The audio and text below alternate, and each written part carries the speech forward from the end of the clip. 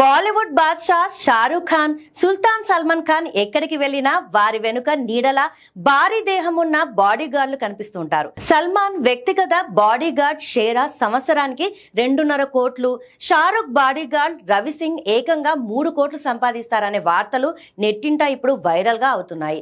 అయితే ఈ జీతాల వెనుక ఉన్న అసలు నిజాన్ని షారూక్ మాజీ సెక్యూరిటీ మేనేజర్ యాసిన్ ఖాన్ బయట పెట్టారు.